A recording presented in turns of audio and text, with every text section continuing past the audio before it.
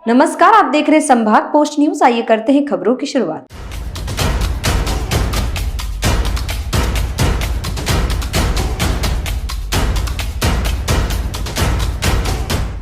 इंदौर के परदेशीपुरा पुलिस द्वारा होली के त्योहार पर मादक पदार्थ की डिलीवरी देने आए युवक को गिरफ्तार किया गया है, जिससे पूछताछ में खुलासा हुआ है कि उसके कई साथी उसके साथ इस काम में जुड़े हुए हैं, जिनके माध्यम से वह शहर के विभिन्न क्षेत्रों में मादक पदार्थ की तस्करी भी करता था।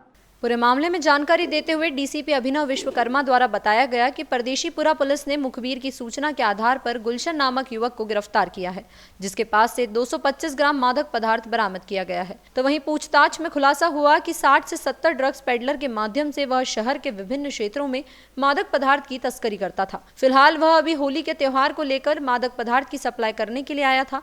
पकड़ाए गए गुलशन के पास से मादक पदार्थ में खुलासा हुआ है कि जावरा और राजस्थान के माध्यम से वह इंदौर में यह मादक पदार्थ लेकर पहुंचा था। फिलहाल पुलिस ने अब उन 60 से 70 लोगों की लिस्ट भी तैयार कर ली है, जिनके माध्यम से यह पूरा गिरोह संचालित हो रहा था। अब आने वाले समय में उन्हें भी चिन्हित कर पकड़ा जाएगा। तो वहीं पुलिस का कहना है कि यह 60 से 70 लोग भी मादक पदार्थ का सेवन करते हैं, ऐसी बात पता चली है। देखिए, होली का त्यौहार आने वाला है, जिसमें लगातार पुलिस काफ़ी अलर्ट मोड में थी और जितने भी लोग जो ड्रग्स का सप्लाई करते हैं उनकी धरपकड़ में हमारी टीमें लगी हुई थी। इसी क्रम में हम लोगों को कुछ पेडलर्स की और कुछ सरगनाओं की सूचना मिल रही थी, जो कि इंदौर में काफ़ी एक्टिव होकर के ज़्यादातर जो कंज्यूमर्स हैं उनको सप्लाई करा रहे थे। इस क्रम में हमने एक गुलशन नरगावे, जो कि देवगराड़िया का रहने वाला है, उसको गिरफ्त में लिया है, जिसके पास से लगभग 255 ग्राम ब्राउन शुगर हमको बरामद हुई है, जिसकी इंदौर में मार्केट वैल्यू लगभग 64 लाख के आसपास में है। इससे पूछताछ की गई है। ये इसके साथ में एक गाड़ी भी, लग्जरी गाड़ी भी बरामद की गई है, जिसके माध्यम से ये ब्राउन शुगर सभी जगह जाकर सप्लाई किया करता था। इनिशियल पूछताछ में ये बात सामने आई है कि लगभग 3 साल से ये काम कर रहा है। पूर्व में भी इसके कई आपराधिक रिकॉर्ड हैं, जिसमें ये एनडीपीएस के मामले में बंद हुआ है और एक आज़ादनगर के मामले में फ़रार भी चल रहा है।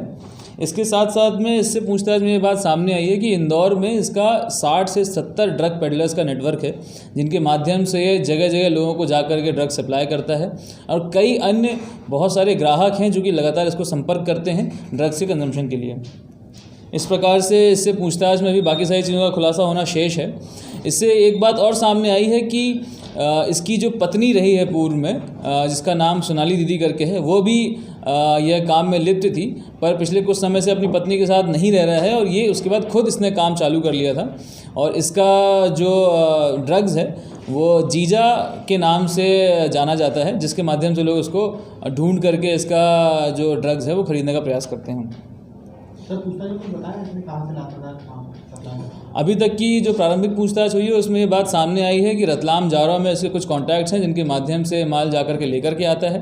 यहाँ पर इंदौर में उसके फ्लैट हैं, जहाँ पर रह करके उनको छोटे छोटे भागों में डिस्ट्रीब्यूट करने के बाद में अपने पेडलर्स के नेटवर्क के माध्यम से कंज्यूमर्स तक पहुँचाता है। सर, ये पेडलरों को क्या कैसे रखा था, मतलब क्या कमीशन? ये जितने भी पेडलर्स की जानकारी अभी सामने में आई है उन सभी पे अभी कार्रवाई होना शेष है, उन सभी की जानकारियाँ निकाली जा रही हैं।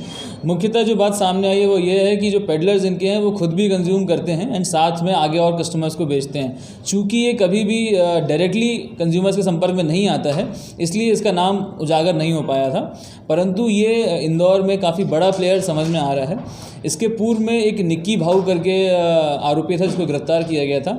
उसके जेल जाने के बाद में जो पूरा मार्केट खाली हुआ था, तो ये इस समय ब्राउन शुगर के मार्केट का मुख्य सरगना पाया गया है और इसने पूरे मार्केट को कैप्चर करके रखा था। इसकी गिरफ्तारी आज ली गई है। इसके पूछताछ के माध्यम से जो और लोगों के नाम सामने आ रहे हैं उसमें भी गिरफ्तारियाँ की जाएंगी।